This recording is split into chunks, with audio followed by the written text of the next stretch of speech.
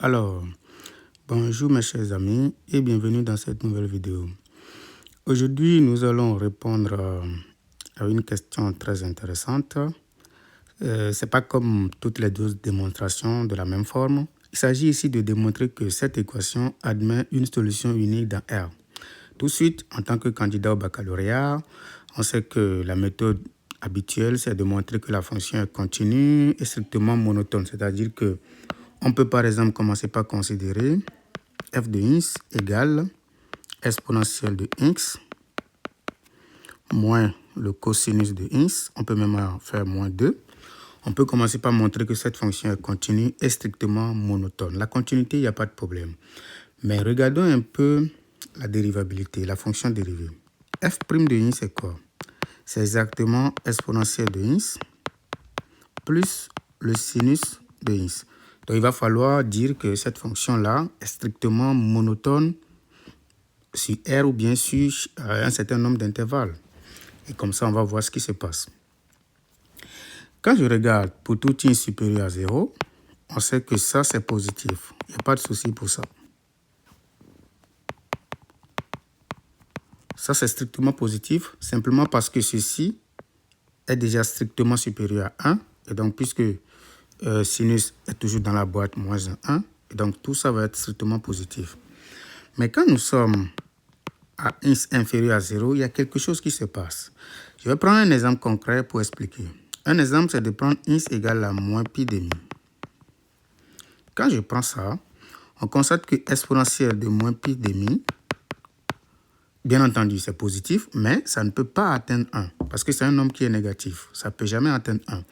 Mais par contre, le sinus de moins pi demi, ça donne moins 1. Ça veut dire que tout ceci, dans un voisinage de moins pi demi, parce que la fonction est continue, on va avoir le signe moins. D'accord? Mais ceci, la même chose va se passer chaque fois que nous sommes à moins pi demi plus 1 de kpi en allant vers le sens négatif. Donc, ça veut dire quoi? Cette fonction va s'annuler un certain nombre de fois, plusieurs fois, peut-être même une infinité de fois. On peut le dire sans faire truc là. Une infinité de fois. Donc, ça veut dire quoi? Qu'il faut décomposer notre intervalle de moins l'infini jusqu'à 0 en un certain nombre d'intervalles, de sorte que ceci, d'accord, est un signe constant. D'accord? Mais, on va changer alors la manière de faire. On ne va pas aller directement avec cette fonction-là. On va changer la fonction pour voir ce qui va se passer. Comment je fais maintenant? Donc, ça veut dire qu'il faut faire attention. Comment je fais? Je regarde maintenant exponentielle de x, ça c'est le problème posé, égal à 2 plus le cosinus de x. Je divise le tout par exponentielle de x. Qu'est-ce que j'obtiens? Donc, je vais, si vous voulez, je vais utiliser cette notation-là.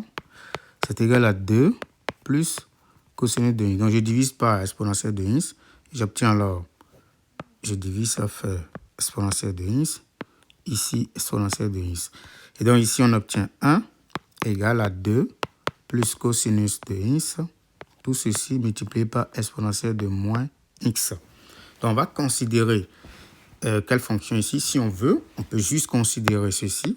Puis après, on va faire le test avec 1. C'est la même chose, même si on veut faire encore moins 1. Donc, je vais poser maintenant ici f de x égale 2 plus le cosinus de x exponentielle de moins x. C'est une fonction qui est gentille, continue, dérivable et tout. Donc, on va commencer par dériver. On va dire la fonction est continue, donc f est continue. Et dérivable sur R. Pas de souci pour ça, parce que c'est des fonctions gentilles. Nous allons maintenant commencer par dériver. Quel que soit un élément de R, f' de x. Donc ici, c'est un produit de fonctions. Je vais commencer par dériver ceci. La dérivée de tout ça, c'est moins cosinus. Moins cosinus de x multiplié par exponentielle de moins x. Plus maintenant, la dérivée de l'exponentielle de moins x, qui n'est rien d'autre que moins exponentielle de moins x, multiplié par l'autre partie sans dérivée. Donc, je vais essayer de factoriser maintenant par exponentielle de moins x, parce que je l'ai ici, je l'obtiens également ici. Donc, si je factorise, j'obtiens quoi? J'obtiens moins cosinus de x. Faites attention à ce moins-là. Moins 2, moins... ici, j'avais dit moins sinus, excusez-moi ici. j'avais dit moins sinus parce que je dérive 2 plus cosinus, et donc ça fait moins sinus la dérivée. Voilà, donc je corrige rapidement. Ici, c'est moins. C'est exactement moins sinus de ins. Donc, moins 2 moins cosinus de ins, le tout exponentiel de moins ins. Donc, on peut sans doute mettre en facteur le moins 1. Ça fait moins facteur de 2 plus sinus de x plus cosinus de x, le tout exponentiel de moins x. Vous voyez, ça c'est beaucoup plus gentil parce que nous savons que quel que soit x élément de R, nous savons tous que sinus de x est inférieur ou égal à 1. La même chose pour cosinus de x. Donc quand on fait la somme, on obtient que sinus de x plus le cosinus de x est inférieur ou égal à 1 plus 1 qui vaut 2. Ou bien c'est mieux de prendre plutôt l'autre partie parce que nous voulons connaître le signe. Donc l'autre partie c'est moins 1, moins 1. Donc je mets ici supérieur ou égal à moins 1, supérieur ou égal à moins 1. Donc quand je fais la somme, j'obtiens supérieur ou égal à moins 2. Voilà, ça c'est mieux. Et donc quand j'ajoute les deux qui sont ici parce que je cherche à construire tout ça. Donc quand je fais 2 plus sinus de x plus le cosinus de x, j'obtiens tout ceci qui est supérieur ou égal à moins 2 plus 2 qui vaut 0, c'est-à-dire que 2 plus le sinus de x plus cosinus de x qui va être supérieur ou égal à 0, quel que soit le x. Vous voyez, c'est très gentil. Mais on peut démontrer que ceci n'est jamais égal à là. Ce n'est pas possible que tout ça soit égal à 0 parce que si vous avez sinus de x plus cosinus de x plus 2 qui vaut 0, ça voudrait dire que sinus de x plus cosinus de x donne moins 2. Ce n'est pas possible. Parce que la plus grande valeur de ceci, en tout cas, la plus petite valeur de ceci, c'est égal à moins 1. La plus petite valeur, c'est égal à moins 1. Or, les deux ne peuvent pas valoir moins 1 à la fois. Ce n'est pas possible. Parce que dans l'intervalle moins 1, 1, la seule possibilité de construire deux nombres à l'intérieur de ça, dont la somme donne moins 2, c'est que les deux sont tous égaux à moins 1. Or, ce n'est pas possible d'avoir sinus égal à moins 1, cosinus aussi égal à moins 1.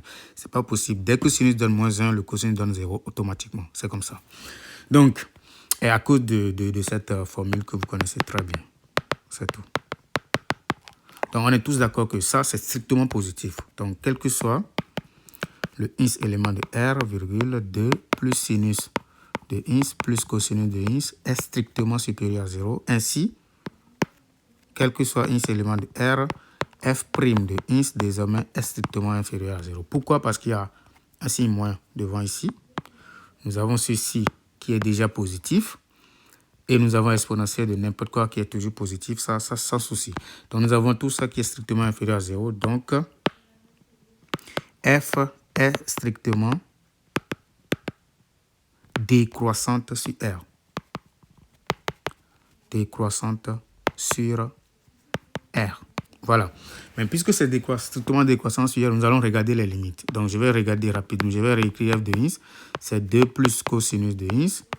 Tout ceci est exponentiel de moins x. Nous allons passer à l'encadrement. Qu'est-ce que nous savons sur cosinus? Nous savons que cosinus de x, toujours entre moins 1 et 1. Parce que pour calculer la limite ici, on va passer par la méthode d'encadrement. Je prends cosinus qui est compris entre moins 1 et 1.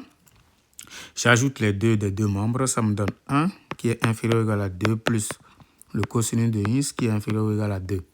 Maintenant, je multiplie par exponentielle de moins x. Donc, exponentielle de moins x, ça fait exponentielle de moins x inférieur ou égal à 2 plus, ici c'est 3 parce que j'ai ajouté 2. Voilà, donc ça fait 3. Donc 2 plus cosinus de x, le tout exponentiel de moins x inférieur ou égal à 3 exponentielle de moins x. Donc quand le x tend vers plus l'infini, qu'est-ce qui se passe? Ceci tend vers 0, donc 3 exponentielle de moins x, ça tend vers 0, c'est encore égal à la limite de exponentielle de moins x. Quand x tend vers plus l'infini, c'est 0. Par conséquent, la limite de ce qui est là, en utilisant le théorème des gendarmes, donc limite de 2 plus cosinus de x, le tout exponentiel de moins x vaut 0 quand x tend vers plus l'infini. Maintenant, on va regarder la limite lorsque x tend vers moins l'infini.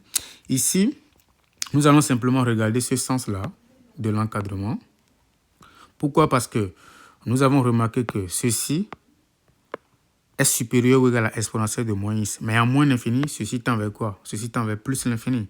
Vous voyez? Donc, ça veut dire que si ceci est plus grand que exponentielle de moins x et que exponentielle de moins x tend vers plus l'infini, nécessairement, lui là aussi tend vers plus l'infini. Donc, nous allons dire que comme 2 plus cosinus de x fois exponentielle de moins x est supérieur ou égal à exponentielle de moins x et que la limite lorsque x tend vers moins l'infini de exponentielle de moins x est égale à plus l'infini, alors nécessairement la limite lorsque x tend vers moins l'infini de 2 plus cosinus de x exponentielle de moins x, c'est exactement plus l'infini. Vous voyez? Donc, on peut conclure que puisque f, premièrement, nous avons f qui est continu, ça c'est résumé, et strictement décroissante sur quoi? Sur R. Donc, on a remarqué que f de R, ce n'est rien d'autre que l'intervalle 0 à plus l'infini. Or, 1 appartient à l'intervalle 0 à plus l'infini. Donc, l'équation f de x égale à 1 admet une solution unique. Admet une solution unique dans R. Une solution unique dans R. Vous voyez? Et donc, c'est très important. Donc, ça équivaut à dire quoi? Ça équivaut à dire que exponentielle de x égale à 2 plus cosinus de x admet une solution unique dans R, tout simplement. Donc, ici, il faut faire attention. Le choix de la fonction, c'est très capital. Il y a des fois où ce qu'on fait trivialement, vous voyez que ici, ça n'a pas marché. D'accord? Il faut faire beaucoup attention. Le choix de la fonction, lorsque vous le faites, ça ne marche pas. Regardez si vous pouvez diviser ou peut-être faire un produit de sorte à conserver l'équivalence entre les deux équations que vous allez obtenir. Donc, c'est très important. Cet exercice nous a appris beaucoup de choses et j'espère que vous avez aimé la vidéo. N'hésitez pas à aimer la vidéo. Ça permet à YouTube de la suggérer à d'autres personnes. Nous vous remercions d'avance. Merci pour votre gentillesse.